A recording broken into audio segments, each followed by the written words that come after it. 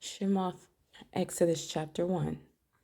And these are the names of the children of Israel who came to Mitzrayim with Yaakov, each one with his household: Reuben, Shimon, Levi, and Yehudah, Issachar, Zebulun, and Benjamin, Dan and Naphtali, Gad and Asher. And all those who were descendants of Yaakov were 70 beings, as Joseph was already in Mitzrayim. And Joseph died, and all his brothers, and all that generation. And the children of Israel were fruitful, and increased very much, multiplied, and became very strong, and the land was filled with them. Then a new sovereign arose over Mitzrayim, who did not know Joseph. And he said to his people, See, the people of the children of Israel are more and stronger than we.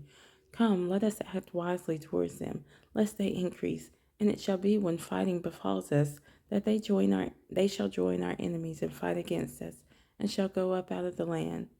So they set slave masters over them to afflict them with their burdens, and they built for Pharaoh supply cities, Pithom and Ramses.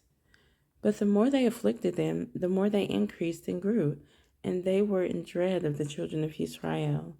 And the Mitzrites made the children of Israel serve with harshness, and they made their lives bitter with hard bondage, in mortar and in brick, and in all kinds of work in the field. All their work which they made them do was with harshness.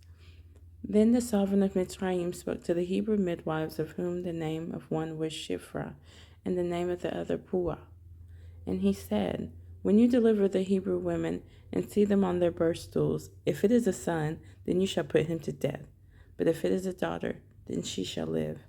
But the midwives feared Elohim, and did not do as the sovereign of Mitzrayim commanded them, and kept the male children alive. So the sovereign of Mitzrayim called for the midwives, and said to them, Why have you done this, and kept the male children alive?